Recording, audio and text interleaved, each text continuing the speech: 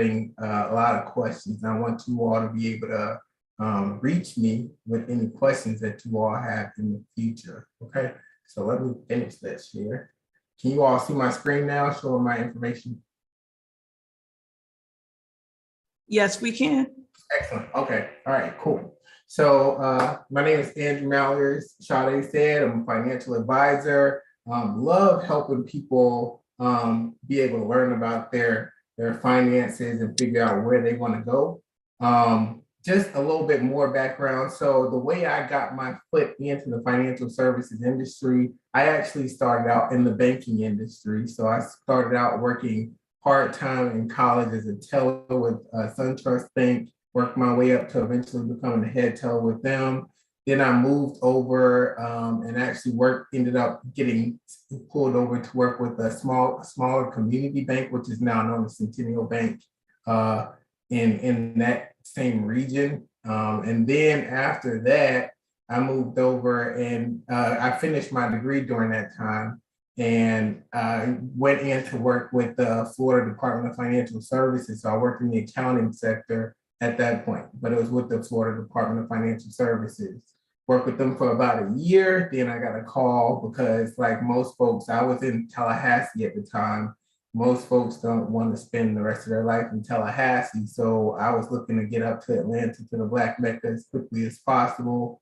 Got a call out of the blue. I just put my resume on Career Builder and was like, hey, and this is right around the time, so backtrack a little bit. This is like during the financial collapse. So I graduated in 2008 and you know what happened around that time. So I wanted to my goal was to graduate from college, get a job in Atlanta and move to Atlanta. So with the financial sector being in chaos at that point in time, I ended up being put on hold for a couple of years, but then eventually I got a call out of the blue from Bank of America Merrill Lynch and ended up moving up and working with them for the next 6, almost 7 years working with them. And the crazy part about it, if you wanted to get let's say you wanted to sit down with a financial advisor with Bank of America Merrill Lynch, you would have to have at least $250,000 just to sit down and have a conversation to learn any of the information that I'm about to share with you all tonight. And then later on, I ended up moving to Tampa, Florida, ended up working for one of the big 4 accounting firms, PricewaterhouseCoopers. And there, our client base, our entry-level client base, you had to have a minimum of $500,000 in order to be able to be our assistance. So you think about your family or friends, you think about your own personal financial situation. Do you fall into either of those buckets where you have 250,000 just sitting around and where you'd be able to get access to this information? Do you have 500,000 annual income where you'd be able to qualify for that? Most people I know, they don't. And so I know that you all need that information even more most times than other people. And so it was my passion to be able to go out and help people, because starting out on the front lines, being able to see people's bank accounts working in the banking industry, you get to see people, it lifts the shade. So yes, we might have a facade that we put on and we walk around and we look like we're worth $1 million, but when you look at that bank account will tell you the truth. So I knew that there are a lot of people that needed this help and needed this information, and they didn't need to be relegated to already having like $250,000 to $500,000. So for me, this is a crusade. I am really out to help as many people as possible. And I'm not gonna take up a lot more time talking about myself. Let's jump into the basics of investing, okay? And so the basics of investing, I'm gonna tell you to start. And first of all, please pull out a pen and paper, take some notes, and then let's be interactive in the chat. So as I'm talking, let me know where you're from, because right now I'm coming to you all from Tampa, Florida. It's nice and sunny. It's about 87 degrees. I want to know where you all are tuning in from. So definitely, please let me know. All right. And so the 3 Ds of investing, we have discipline, we have diversification, and we have dollar cost averaging. Okay. And so I guess nobody's on. Nobody's talking to me. Like, I really want you all here to participate and like help me out. So talk to me in the chat. I'm like, as much as I love talking about this, if you know anything about me in the past, I'm one of 8 kids. I'm not very like I am not an introvert or an extroverted person. I have to turn it on, right? So definitely help me out. Talk to me. Okay? Listen, I'm here with you, Drew, Mr. Mallory. I apologize. This is Don Amici. Listen, I always like to connect the puzzle. So I know we talk about real estate a lot, but I like to bring on different facets because a lot of people may have extra money laying around and they need to know what to do with it. We talked about this probably about a few weeks ago when you came on. Yes. Most banks only give you 0.7, and 0.7% is high on the money that you have sitting in the bank. So to break it down to layman's terms, if you have $100,000 in the bank, you're only growing 0.7% interest off that, and that's only $700. That money you can be sitting somewhere else and pull or bring like a 9% or 12% return, and what that looks like is an additional $9,000 to $12,000 a year. So it gets to a place in life where you have to ask yourself, what is your bank really doing for you? And it has to be some type of an even exchange. It's sad that they'll barely give you an account. Not only that, then they're gonna give you all these penalties of, what they call all these fees that they have now, these maintenance fees and things of that nature. Then turn around on top of that, they tax you $35. I think Chase made like $1 billion and some dollars, or millions of dollars in just overdraft fees or something of that nature. But the point that I'm making is, when do you get to a point where you really sit and realize, what is this bank doing with my money that I'm not doing with my money? Because when that money's sitting in the bank, it ain't just sitting. They got it out in the market. They getting returns for themselves, and you didn't even give them permission to move your money. So that's why I wanted to bring Mr. Mallory aboard. Is Tajana on the board as well? Yes. Yes. Tajana, would you speak to us? Come into the congregation and say hello to the people. I'm here. Hello, everyone. So this is truly a power couple. Tajana has been into real estate for years as well. She's in the cannabis industry. She's doing just a whole lot of things. So if you wanted to jump in and you are Batman and Robin it, or Michelle and Barack Obama it, you know what I'm saying, or Jay-Z and I quit. Please jump on. But go ahead, Mr. Mallory. We're listening. We're all ears. No, thank you so much, Don. Thank you so much. And yes, so as I said before, I'm not the introvert. Don is an extrovert, or I'm not an extrovert. Don is. Also, my better half, my best half, Tajana, she's also an extrovert. So we balance each other out. And so just as we go through this, as I said before, we're going to be talking about the 3 Ds of investing. And we're going to give you a nice, if you're taking notes, you're going to be able to figure out, kind of get an idea of where you are as far as, are you kind of on track? But I'll tell you later on how you can figure out for sure whether or not you're on track later on when you get back together with me. So again, that's the 3 Ds of investing. We're talking about discipline, diversification, and dollar cost averaging, okay? And now this next slide now, if I can get my computer work, there we go, is the rule of 72, okay? So the rule of 72, has anybody heard of the rule of 72 before? Is anybody? I haven't heard it. You haven't heard about it? Anybody heard about it? Chat. If you say no, yes, something in the chat. Give me some. Okay, excellent.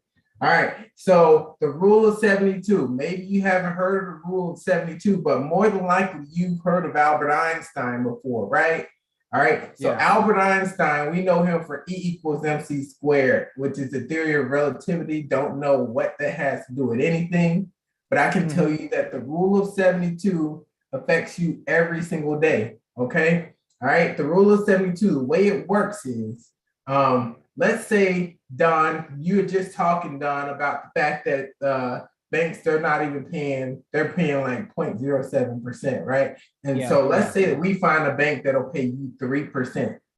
Now, a few years ago, back when I was in banking, way back when, you might have been able to find a bank that'll pay you 3%, but today you're not going to be able to find it, okay? So you found this magical bank that'll pay you 3%. You had 10,000, you want to throw in that bank and let that money grow. So what the rule of 72 says is that in order to figure out how much money your money is making, you have to divide the interest rate that your money is earning by the number 72. All right, in this case, 3. 3 goes into 72 24 times. So that means that it's going to take your money 24 years to double once. All right, so again, that's 3 into 72. You divide your interest rate by 72. That's 24 years. Now, how many 24-year doubling periods do you all, or do any of us have in our lifetimes? Maybe 3, maybe 4. All right, right? So you think about that. Can you retire off of $20,000? No. Can you retire if it doubles again off of $40,000? That means you work for 48 years. When you retire, you got $40,000 sitting in your bank account. Can you retire off of that? No. All right. So this is way more powerful than E equals MC squared in theory of relativity for a lot of reasons. Okay. So you think about this for a second. We already know that we can't retire for $40,000. Let's take this a step further and let's double the interest rate. Okay. So now instead of 3%, you found somewhere that's actually willing to pay you 6% interest. Same $10,000 you put in there, you sit it down there. Now, using the rule of 72, you divide that same interest rate into 72. 6 goes into 72, how many times? 12 times. So now your money's doubling every 12 years instead of every 24 years, okay? And so now you look at that at the end of that same 48-year span of time. Give me a second, I want to be able to, all right. So at the end of that same 48-year span of time, instead of 40,000, now you're looking at $160,000. Your money didn't double. You didn't go from 40 to 80. Notice that. We doubled the interest rate, but we didn't go from 40 to 80. We went from 40 to 160. That's a quadruple. Okay, so that's just a little small glimpse of the theory of decreasing, or excuse me, of the rule of 72. Okay. And so now let's look at this next part. You're going to double interest rate one more time, 12%, okay? And so now you take the same $10,000 and that same 10,000, you're earning 12%. 12 goes into 72 at this point 6 times. You think about if we just doubled that, now you're sitting on what? Over 300, you're sitting at 320,000, but we already know it's not going to double. It's not even going to quadruple, okay? Every 6 years, you start investing with just 10,000. That's a one-time contribution, earning a 12% rate of return. Now you're sitting on over $2.5 million. Wow. Okay. So this is what I'm super passionate about because of the fact that a lot of us, most of us, we weren't taught this in school. All right. You think back to school, what were they teaching us? Maybe you had the luxury of being able to being taught how to write a check, balance a checkbook. They didn't even teach me that in regular school. They taught me that in summer school, like in the Summer Science Institute. Think about that. All right. So here's a few questions for you. Now that you know that, if looking at what I just showed you, which person would you want to be? Would you want to be the person that's earning the 3%, the 6%, or the 12%? The 12% for sure.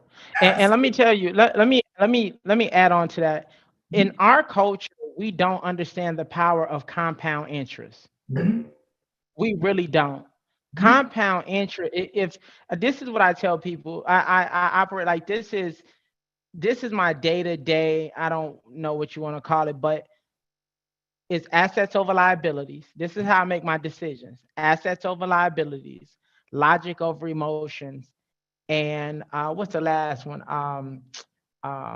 Assets over liability, profits over wages. Say over wages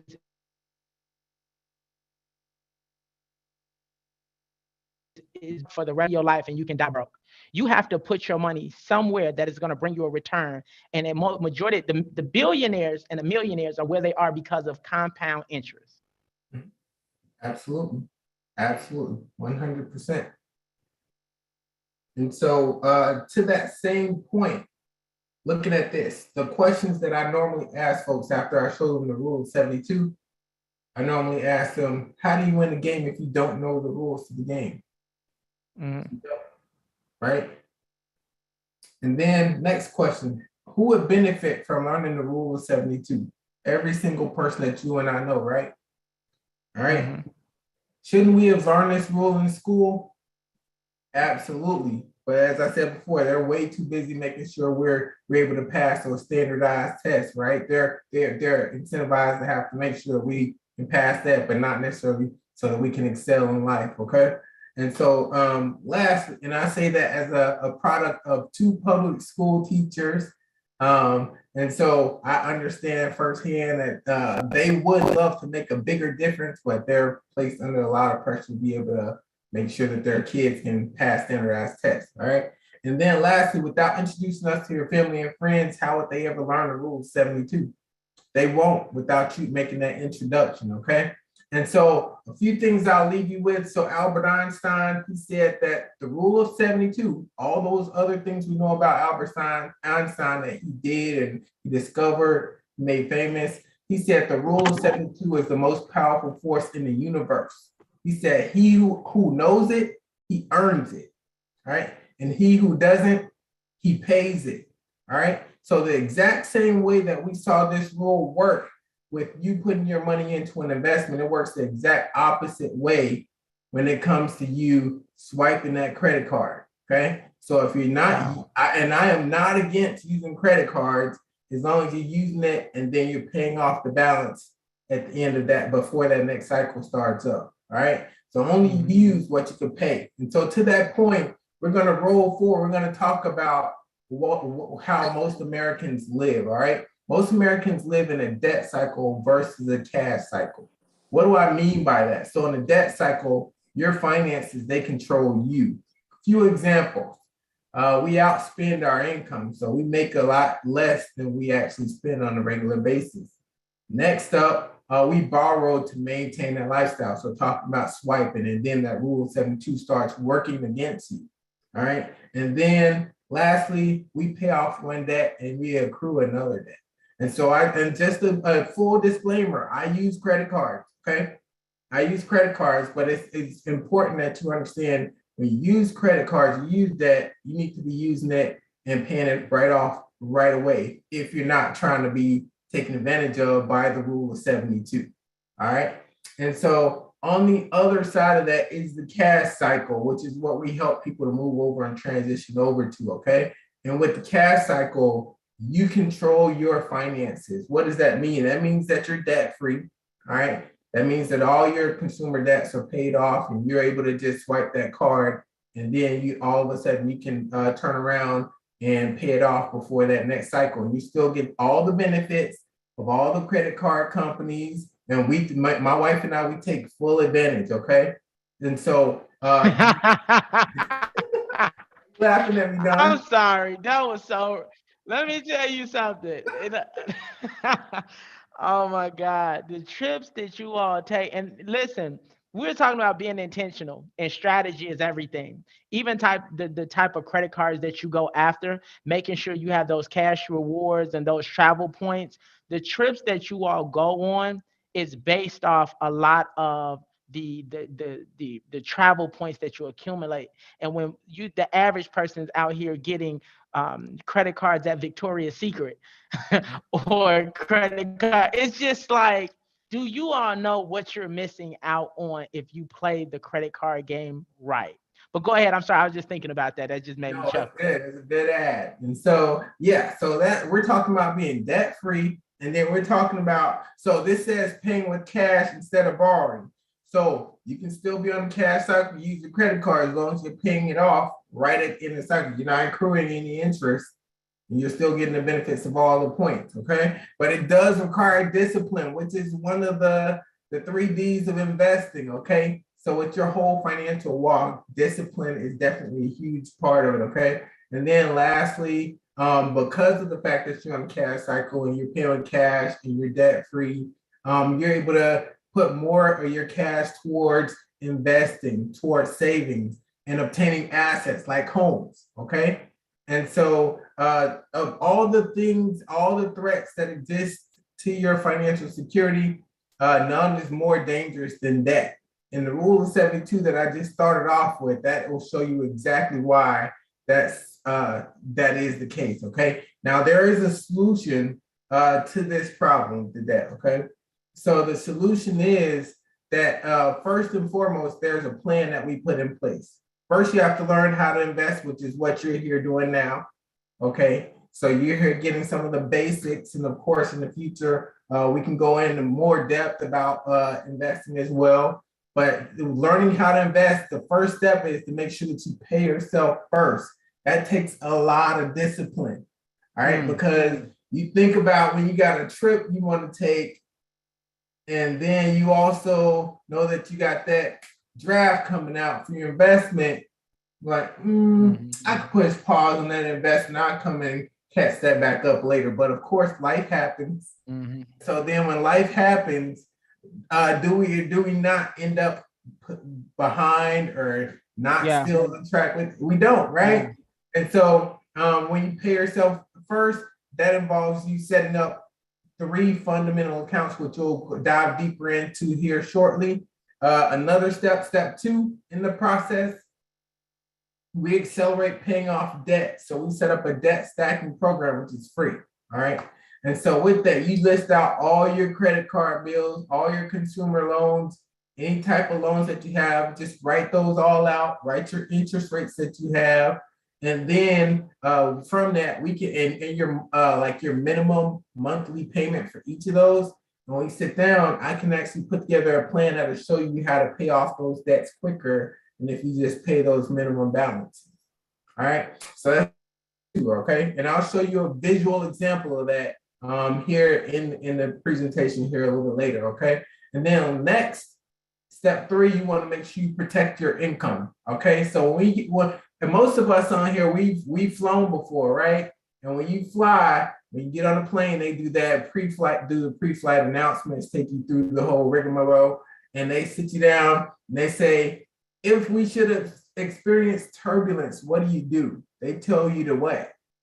To reach over and put on your kid's mask first and then put on yours? No, you have to put on your mask first because you might pass out. Then you can go over there and take care of somebody else. So make sure you take care of yourself first, then you can help somebody else. So when you're protecting your income, what are you doing? You're making sure that you have a legacy built up already while you're also in the process of building another legacy in that same vein. Okay. So if you don't have the time to sit around and wait, like if some life happens to you, as it happens to people, and you don't have the time to let the Rule 72 build like everybody else, and your life gets cut short, or someone in your family who's one of the breadwinners, their life gets cut short, then you need to have a backup plan. Your backup plan is to protect your income, okay?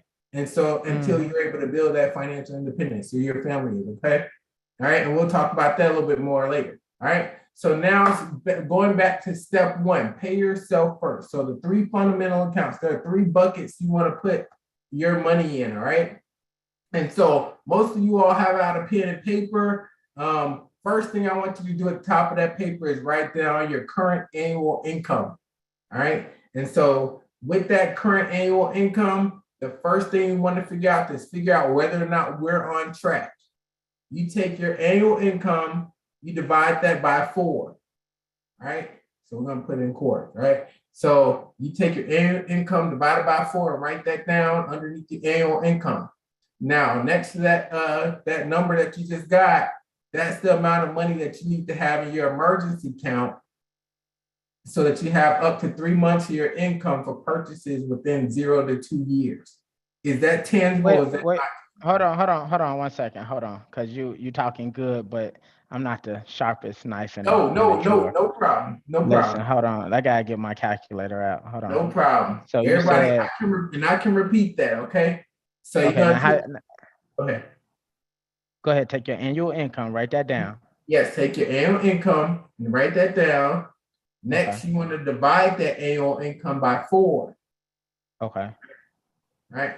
And so there's 3 months in each of the quarters. So that's why I said by 4. All right. And so now you get to see here, you have up to 3 months of your income for purchases within 0 to 2 years, that number that you got when you divided your income by 4, that's the amount of money that you need to have in your emergency account. All right. Now here's the question. Do you have, don't answer this out loud, but put a yes or no next to this on this paper so you know where you are. Okay. Do you have 3 months of your income saved up in an emergency account to take care of any purchases within the next 0 to 2 years? All right. And so that covers emergencies, that covers uncovered medical expenses that your insurance might not cover. Because we all know with the way medical insurance is right now, you can have insurance coverage at your job, but we still get those bills out of the blue. Like you're like, wait, I got coverage. Why am I getting this bill for a few $1,000s or whatever it is, right? Or you think about nobody's car ever breaks down, right? So to cover any major car repairs. And when you have that type of money sitting in your emergency account, what does that prevent from happening? Murphy's Law, okay? So Murphy's Law is pretty much whatever could go wrong would go wrong, but in this case it won't because you have an emergency account in place. And so from my experience employing this, having an emergency account, when you have that account set up, things happen a lot less. Like you have a lot fewer issues where you have emergencies where you have to swipe that credit card and then the Rule 72 starts working against you, right? It happens a lot less. So just take a chance and try it out if you haven't already. So write a yes or no as to whether or not you have that amount of money, that 3 months of income already saved up in your emergency account, okay? That's one of the 3 buckets. The next bucket that we're going to talk about is your short-term account, all right? And so with your short-term account, the goal here is to have 6 months of your income for purchases within 3 to 5 years, all right? So you think about things like your reserve for unforeseen events like the AC going out, or like to replace the roof on the house, or like big ticket items for as homeowners, which we all are aspiring to be on here, right? So so you think about those, or maybe you're saving up to buy a pool. If you live well, even in Chicago, you might want to buy a pool. You have to buy a cover to go over it in the wintertime and everything else too. You gotta have a pool heater. This is all stuff that you have to spend money on, but you don't have to swipe a credit card to do it. You can save up over time and you have the Rule of 72 working for you, right? All right. And then the loss of a job. So you're able to not be as stressed if you have a situation where you lose your job. You can have some income to be able to hold you over until you're able to find another source of employment. And then lastly, and definitely very important for everyone on here, for down payment for a house, okay? This is a short-term account. So we're not even getting into the retirement accounts yet. This is a short-term account, which is something that you can access anytime prior to age 59 and a half, no penalties and so forth, right? So this is a short-term account. This type of account, we normally keep that in more of a conservative allocation, as you'll see here shortly, okay? And then last of the 3 fundamental accounts is your wealth building account. So the purpose of that wealth building account is to build up your retirement funds, okay? And so most people, they would use either, if their employer doesn't offer it, they would actually use a Roth IRA or a traditional IRA to fund it themselves. And then, or if they're self-employed, they can start up a 401k for themselves, or they can set up any other type of account, a deferred account, tax sheltered annuities, etc. And then any other tax deferred accounts. And all these accounts, all that means is that the Internal Revenue Code, the IRS, they have set up in their code to where you can actually use these designated qualified accounts.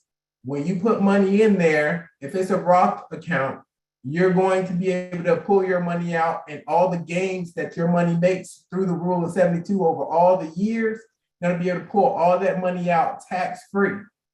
All right. Now with the traditional, the 401k, if it's not a Roth, the 403b, 547, the list goes on. It's a long list, but it pretty much says all this for all these other tax deferred accounts. You put your money in pre-tax, so it gets to grow without any taxes having been taken out. Now on the back end, Iris, aka IRS, she is going to get you. She's gonna take advantage. So I always advise, if you can, and most people can, if you can afford, if you are looking to go into invest, open up an investment or retirement account for yourself, start with the Roth IRA, see whether or not you qualify for that, because tax-free is better than being taxed, right? All right. And so with that, those are pretty much the things that we have. Go ahead, Don. Were you about to say something? And this is very important, because when you start getting into six figures, you're not making six figures. Mm-hmm. Like when you start, it's so sad. Like if you bring in a home 100, let's say if you bring in home, $1 million, your taxes is you could say bye-bye to like half of that. You can really say bye-bye to almost a half of that.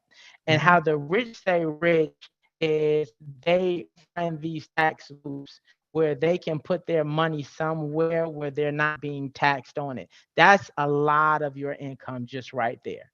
So can we do a revamp? Because like I said, school was a struggle for me.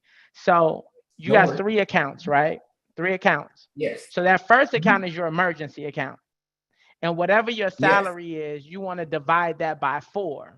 And you want to Mm-hmm. utilize that as what you put in your emergency account.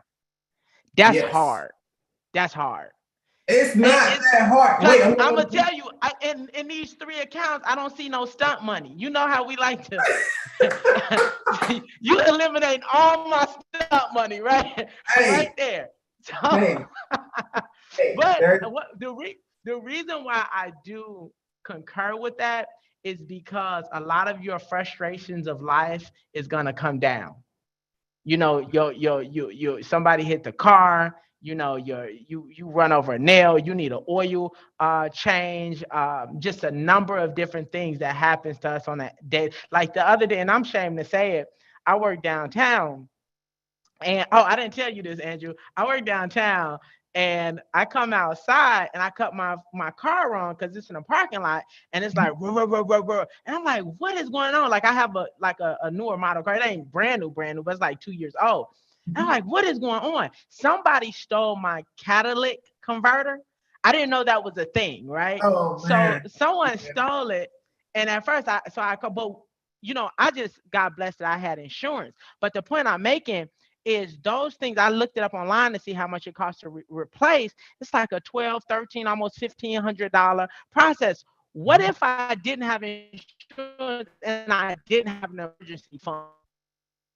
You back so and your day feels so ruined and you feel so defeated, where life hits you and continues to hit you, and I know it sounds extreme, but I see how people can almost fall into depression sometimes because they can't catch a break. So I love that. So the first pot is for emergency funds, and that's very important. Take me to the second pot again. Wait a second before I take you Okay. there. So another thing, because you said you brought up a great point, Don. You're talking about how it takes away all your stunting money. So yeah. So in order for the folks, and because I'm single, I still got to stunt a little bit. You got to stunt. I understand. So like the ultimate goal would be that 3 months of your income. So that you can still make sure that you have some discipline and you're able to stay on track. Rather than getting that 3 months, we always advise like our clients to work towards at least getting 1,000 in that account first. Okay. So work toward getting 1,000, then maybe 2,000, and then you still have a lot of wiggle room to stunt if you're only trying to work to get toward getting like 1,000 or 2,000 versus 10, 12, Gotcha. 20,000, right? All right. So that's the first one. All right. Second one, as you said, let me go back. And the reason why this is so important is because when you don't set this in place, you just look at your additional money like it's extra money. You really do. And you end up just spending it. And you don't have any cushion whatsoever. So one thing I say about money and time, you got to place your money and your time before you get it. If you get your money and time and you allow your emotion to spend it, it's going to evaporate and you're going to look around and be like, wait, where did my money just go? Go ahead. Yeah. The second part. I apologize. No, you're on track. This is the second pot. And so I didn't even tell you all with this. This is a short-term fund. Take your annual income, just divide it by 2. 6 months. I don't know if I said that. Like you divide it by 2, 6 months, that's up to 6 months of income for purchases within the next 3 to 5 years. What do you have on that, Don? Got you. I love it. One thing I like what you said about this, I think this was the one for the down payment assistance. Yes. Not down payment assistance, but the down payment for your property. So Yes. if you're really serious about getting to that next level, you have to pace yourself. And you got to get in the habit of just putting a little bit away at a time. One of the sad parts about it is people don't understand the importance of positioning yourself.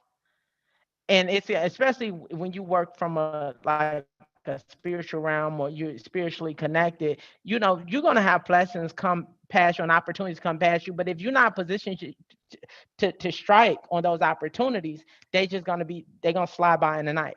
But yeah, I love it. This is very important for that down payment. I love it. Absolutely. And to that point, like I have a story regarding that. So when I first started out in the financial services industry, that was around the time my wife and I, we bought our first home, and I was just getting started in like banking. And so I didn't know all the rules. I was still learning. So I didn't have these 3 accounts set up. So I didn't have this short-term fund with the 6 months so that I could be able to have additional money put towards the down payment of our house. When you don't take the steps to do that, you can still end up, which we had we were blessed to have the privilege to be able to have the down payment assistance like what My Turn to Own would provide as first-time home buyers. But think about if I had the down payment assistance, plus I had another 10 to 20 sitting in a short-term account, and plus I had another 10 to 20, 10 from me, 10 from my wife from the Roth IRA that we could pull out tax-free. Think about how much more you can get approved for when you taking the steps ahead of time to make sure that you have that money set aside. So when you got money, you feel better too. You got money too. You're not as hungry. It's many times when I have money and I ain't even hungry. It's when you ain't got money and everything looks good. Absolutely. But listen, I'm not.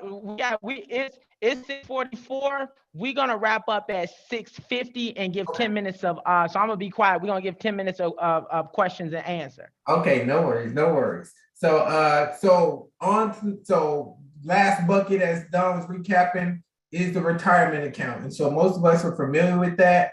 And just a quick question: so how many of you all currently have your employers offer retirement accounts? All right, just put that in the chat. Like, how many of you all, your employers, how many of you all don't, like your employers don't offer that, and you're looking for a way to put that, be able to still get invested and be able to take advantage of that Rule 72 outside of your employer, or you would like to be able to see whether or not your employer would be willing to start one of those up. We do that all the time. We help small businesses start that up, okay? And so thinking about that, some other things I want you to think about when it comes to retirement accounts. Most of us, how many of us have had an employer where we had a 401k, we had a 403b with that employer, and then we turned around and we left, or like we transitioned to another role, or decided to start our own business with some other company or our own company, and we turned around and we left that money sitting at that old employer. Think about this for a second. So a few reasons you shouldn't do that, or I would recommend that you not do that. You can do whatever you want to do. We're all adults, right? So the few reasons I would recommend that you not do that. So if you take a look at your statements that you get from that 401k provider after you leave that employer, most times, as is the case with most of the employers that I've worked with, they add on additional fees for managing your account once you're no longer an employee of that employer that had that 401k in place. So you open yourself up to additional fees. Another reason is with those 401ks, they have very, very limited amounts of funds that you can choose from within that particular 401k or that whatever that retirement account system is. They have a very small amount. So you're losing out on lots of other options that you could have, a lot of which are doing a lot of times performing a lot better than what your limited options provide for you inside of 401k. That's just a couple of reasons why. And then being able to roll that over into like a Roth IRA per se. If it was a regular 401k and you rolled it over into a Roth IRA, now your money, you do a conversion, so you would pay taxes that year. And just for the record, I am not I am a tax professional, but in this particular aspect, do not take anything I'm saying as tax advice. Please reach out to your own tax professional. All right. But just know that you could definitely be doing a lot better. You could be having your money going tax-free in the Roth IRA after taking that initial tax hit for the conversion, which in the long run, we know if we're doing what we're supposed to be doing and we're taking advantage of the Rule 72, we much rather be taxed on that $10,000 than that $2.5 million that you'll have at the end, right? So just think about that as far as what you're doing. Look at your options outside of what your money's doing that's sitting in old employer retirement accounts, okay?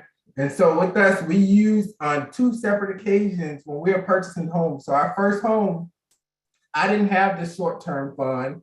I did have retirement accounts that worked. So I did pull money out of my Roth IRA. I pulled money out towards the purchase of our first home. And then Don, you all at My Turn to Own can second this. But we purchased that home. We lived in that home for a few years. Then we moved to Atlanta. So we were no longer homeowners, like occupying that home at that point. We refinanced and turned it into an investment property. And so we were in Atlanta for 7 years. And I believe in it with the Internal Revenue Code, after you've no longer lived in that home for 2 years, you're considered a first-time home buyer again. So when we moved to Tampa, we purchased another home. And with that home, we were first-time home buyers again. So I was able to pull another $10,000 if I wanted to out of my Roth. The cool part, married couples, you can pull $20,000 in Roth IRA earnings. Okay, and so what that means is you can pull out the money you put in, all the money that you put in, plus up to $10,000 in earnings on top of what you put in. So the money, when it's grown, and that's tax-free money. So you think about how, like Biggie said in his song, he said, more money, more problems. I love to tell people it's not more money, more problems. It's more money, more options. All right, so give yourself as many options as possible. Okay, and so that's just a couple of things that I will point out there. Let's see. So Don, you're talking about, I guess you were talking about having your money be able to flex, to go out and flex wasn't the word. What was the word you said? I'm sorry. I can't hear you. Stunting. Stunting, that is it. So you want to be able to stunt, all right? So in order to figure out how to break this up, let's think about, we know we have the 3 buckets we have to put money in. So whatever amount of money that you have set aside that you want to be able to invest or put towards your financial plan, you set it up into these 3 buckets. So you just say you got $1,000 that you want to put towards your financial plan. The way we would do it is we would start it off with putting 50% of that 1,000 over here. So that's 500 going into the emergency fund, 250 into your short-term account, 250 into your wealth building, your retirement account. All right. And now once the emergency fund and your short-term funds are satisfied to where you have that 3 months, or if you want to do the $1,000 in your emergency fund, the $2,000, and then you have the 6 months in your short term. Now we're just going to take the whole 1,000 and start throwing that towards your retirement. right? But it's a cycle to it. Like we're putting a certain amount into each of these accounts. So first, a question you have to come up with, and just to give you an idea, a target to be able to reach for, so that you will know when it comes to investing for retirement, personally, if you get, like, regardless of whether or not your employer offers a 401k, you can still do a Roth IRA outside of work. So if your employer offers a 401k, 403b, 457, you do that. Make sure that anytime your employer offers a match, you're contributing at least the amount of money that will get you that match. And then anything above that match, you want to put that into a Roth IRA because that's tax-free. And that's something that you control.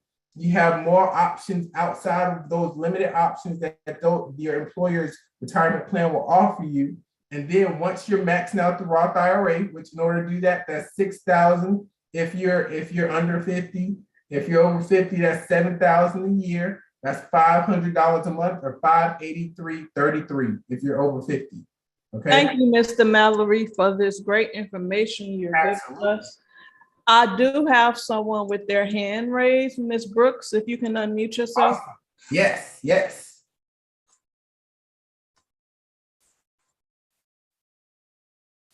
Ms. Brooks. Ms. Brooks?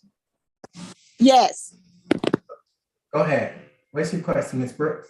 Just a second. I'm sorry, I didn't have a question. I was just raising my hand when he asked that anybody have the retirement account. I appreciate the participation, Ms. Brooks. Thank you so much, Ms. Brooks. I do have a question in the chat. What's the 3 rules of compound interest? What are the 3 rules of compound interest? Did I mention that? The 3 rules, the main rule that I know of that counts is the rule of 72. I'm not sure what they're alluding to there. I'm not sure what the 3, did I say the 3 rules? Not sure. Ms. Tamika Williams, if you want to unmute yourself and explain, please do so. Hey, can I interject? This is Sister Africa. Good evening, Yes. everyone. Yes. Mr. Davis actually mentioned that, so I put that into the chat because Mr. Davis said that when he was speaking. Okay.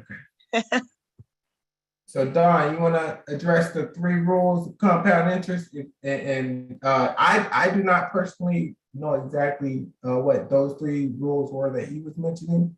But the 3 Ds of investing, you definitely is discipline, diversification, dollar cost averaging. Okay.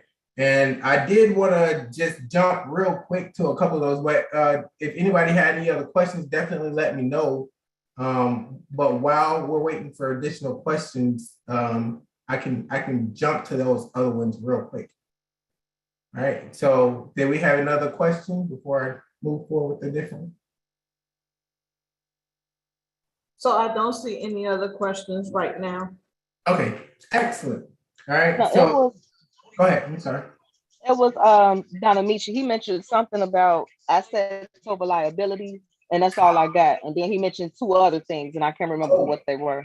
Oh, yes. So he did. I don't remember what his 3 rules of compound interest were verbatim. Looks like he's coming in now. Let's see. All right, so while he's coming in, we'll get done and answer that question when we come back. So dollar cost averaging, all right? So dollar cost averaging is the 3rd D. I skipped over the middle D, which is diversification. Actually, let me go back and do the 2nd D first. All right, let me not jump too far ahead. All right, so if you think about diversification, most times, folks, I get the question often. I got it last time I was on here. What companies am I looking at? What companies do I love, think are great places to invest in? No individual company is a great company. Our parents always told us, our teachers, most of the people that we looked up to, they told us never to put your eggs into one basket. And so the more diversified you are, the less risk you have. And there's always risk involved when you're investing, but it's best to spread that risk out so that you don't get exposed to high likelihood of losing your premium. So I never advise people to to invest in just one or just a couple of companies. All right. So example of how we at Primerica Advisors, how we invest for our clients. We have a whole pool, like you, along with a lot of other people that invest money with us. We would take that money and put that in together, and we professionally manage that money. That money is professionally managed, meaning we are watching over your account and we're making changes as needed as the market happens. And think about it, most of us, we're busy with our day job, busy taking care of our families. We don't have time to just sit and watch the markets all day. And the cool part about it is when you all talk, you ask me what companies are great companies. Well, most of the funds that you invest in, there are household names that you've heard of within those funds. And these are just a few examples. This is not a solicitation. For you all, it's just letting you know, these are some of the companies that are involved. So like you think about Procter and Gamble, that's somebody that you deal with on a daily basis. So you're talking about Febreze, Crest, and all those other companies that are involved within Procter and Gamble. You have the Walt Disney Company, which is ABC, that's Disney, that's ESPN, it's Walt Disney theme parks. All right. You think about telecommunications companies like Verizon. You got McDonald's, which is the world's largest, one of the largest food operators, fast food operators. You have Microsoft, Dell, Apple, you have Facebook, Amazon, Netflix. You have the Pfizer company. These are all different things that you could, and those are just a few options. Thank you, Mr. Mallory. I do want to acknowledge Mr. Green. He is on with us tonight. Mr. Green, did you want to have something to say or have a chance to speak? This is great information. Good work, everybody. I hope everybody's doing well. It's tuning in. Thank you so much. Good stuff. Listen, we got about 2 minutes left or 3 minutes left. Mr. Green, it's always good hearing from you. It's always refreshing when he jumps on, letting us know that, he's with us. Mr. Mallory, of course, everybody wants to know what's the charge? Is it $1 million for your services, or is it free for the consulting? What the process is, and if you can drop your information so people can stay connected. Yes, so that's a great question, Don. So depending on the route that you decide to take with me would determine how much I'm paid, but you don't pay me directly, I'm paid through the investment company. So let's say that you decided to open up a Roth IRA and you put $500, you maxed it out, you did $500 a month, right? And so I will be paid off of that every month.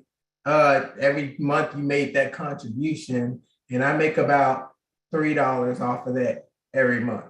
All right. So let's say that about $5 of your dollars from your 500 will go towards possibly paying me if you decide to max out a Roth IRA. All right. So that's an example of how much I'll get paid. So it's not a huge amount, and it's for my expertise. Yeah, that's important to know, because a lot of times we feel like I don't want to have to spend money to sit down and talk to somebody for an hour. Yes. You know what I'm saying? But I do know that you're looking for serious clients that's ready to position themselves where they can start obtaining compound interest so they can get out of, they can become more financially free. Yeah. We always hear about compound interest. We always hear about IRAs. We always hear about 401ks, but the problem with us is we don't even know where to get started. Yes. So having someone that understands us, and then we always say we don't have enough money to get started. You see what I'm saying? Yes. And that's another question I have for you. If I was serious and I want to get started, what is the lowest amount that I can come to you today and say, sign me up? So the lowest amount that you can come to me and say, sign me up for is, if you're a monthly client, it'll be $25 a month.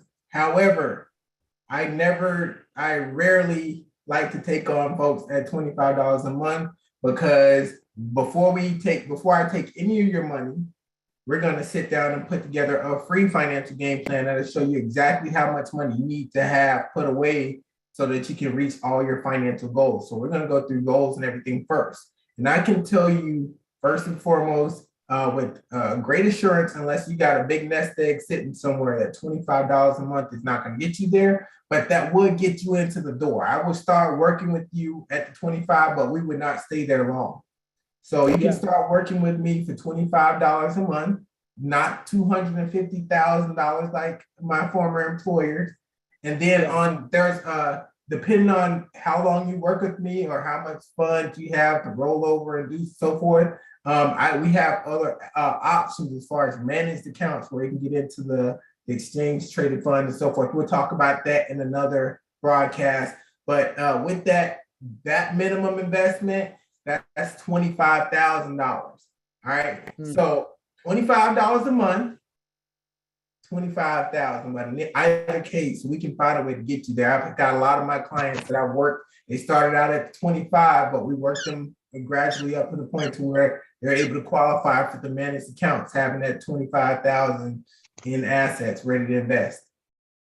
Good stuff. Good stuff. Hey, listen, put your information, please, in the inbox. If you can say it for us, I'm sure that we have a lot of, I've been knowing Mr. Mallory almost just about all my life. Of course, his wife is my favorite cousin. Our birthday is on the same day, but it's just good to have family-oriented men that take pride in what they do on a day-to-day basis where building the community is concerned.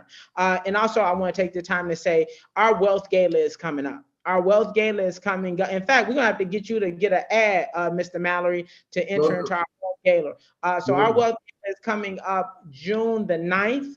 And we're also going to have other influential individuals there that's going to be talking about, you know, the importance of wealth building and why the real estate industry is so important. And you have to own a piece of the land. So do we have a link so our family and friends can purchase tickets to the Wealth Gala? It's going to be at the South Shore Cultural Center, June the 9th. Please go get your tuxedo, black tie, evening gown. It's going to be a lot of fun and it's going to be a lot of information there as well. So let's take advantage of it. Now, of course, tickets are $250, but because Mr. Green understands that we just love our people, he wants to extend a 75% discount. So he's charging I think it's $50. So once you go online and you click and you go to My Turn to Own, the link is here, myturnown.org. You click on it, the Wealth Gala. Your promo code is going to be MTTO. Once again, it's going to be MTTO, and that stands for My Turn to Own, but just MTTO. And then you're going to see those prices drop for $50 a person. And Green did that just for the family and friends that keep coming back every week to support our mission at My Turn to Own to raise the home ownership rate to 75% and above for all. Listen, I want to thank my team. They are amazing. I want to thank Miss Africa. I want to thank Miss Shanaze. I want to thank Miss Humphrey and Mr. Martin and everybody else with the My Turn to Own team. I would like to thank our president, Mr. Green, for allowing us the platform to continue to bring our family and friends a wealth of knowledge. You all have a beautiful day. Happy Wednesday, and we'll see you next week. Much love and respect, and we'll see you again at Wealthy Wednesday. Take care.